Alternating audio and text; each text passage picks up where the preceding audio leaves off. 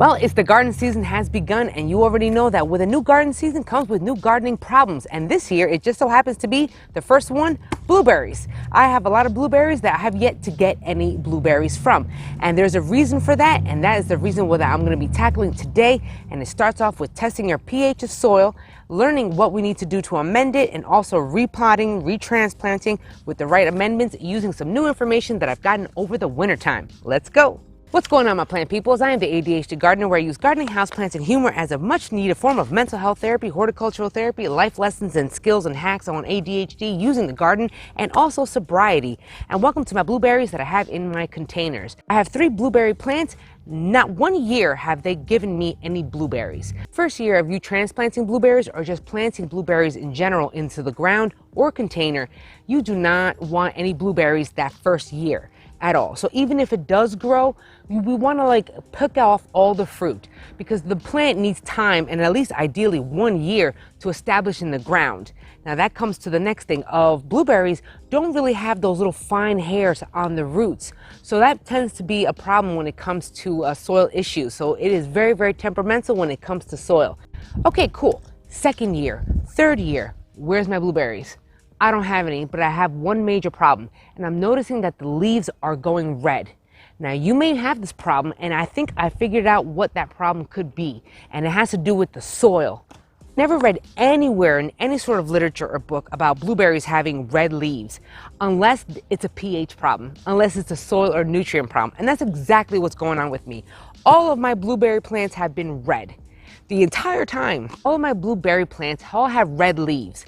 And you would think, oh man, that can't be too much of a problem. But it is when it comes to blueberries, because that is a definite sign of a pH problem in the soil. So one of the things we're going to be doing is testing that pH, because I really need to figure that out. You're going to be able to test the pH problems with some standard stuff that you can find in your garden centers, your nurseries. You don't have to go to Lowe's. You don't have to go to these big box stores to find these pH things. But then again, it gets super expensive.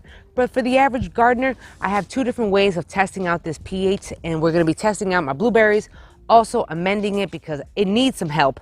You're definitely going to find these type of pH meters in your big box stores. I am not a fan of these at all. I don't find them to be 100% accurate, worth a lick of nothing.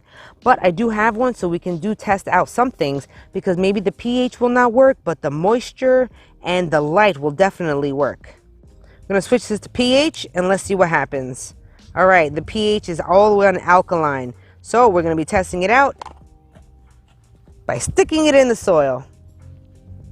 And that didn't do squat doodles. Do you see that? It's highly alkaline. All right, yo, this didn't do nothing. Do you see that? It says highly alkaline at 8. That's terrible. Same thing over here. Let's check that out. Oh, that's not any better. That is not any better. That is at a good old solid 8. Terrible.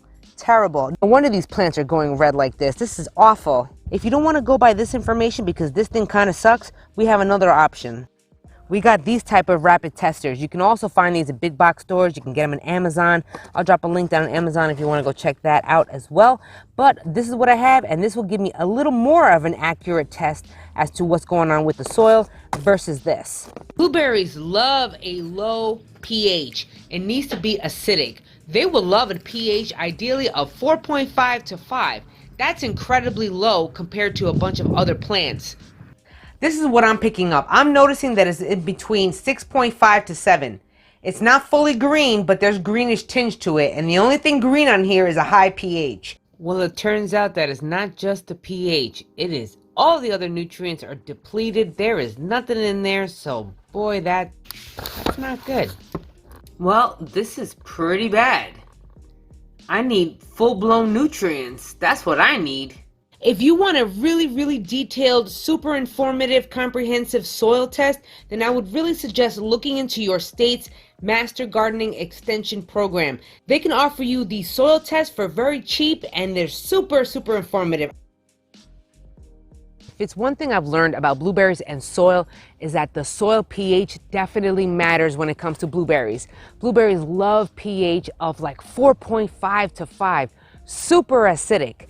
So if your plant is growing in very alkaline or very high pH soil, it is going to suffer.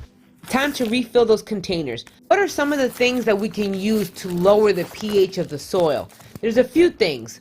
One of them is called elemental sulfur. I would have loved to have elemental sulfur, but I do not. You can find those in big box stores or even on Amazon.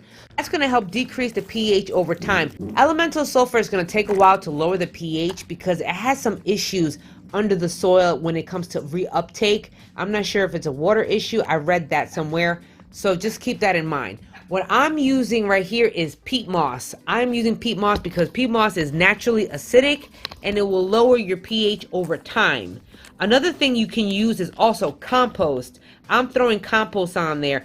It will lower the pH over time. Nothing is a fast fix. As much as I would love a fast fix, a fast problem solver, this is where patience comes in because this is going to work over time. When I was reading about blueberries, it did mention in some places and companies they use like a sandy soil when it comes to their blueberries.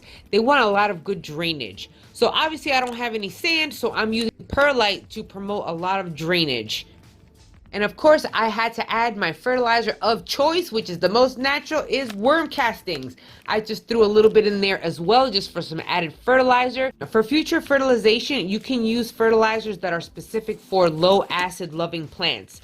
That does exist. That would be very, very helpful as well in the future.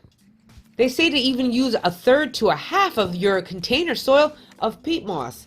Now, I thought that was a little interesting, but I'm going to try it out in at least one container, mostly peat moss, and see what happens.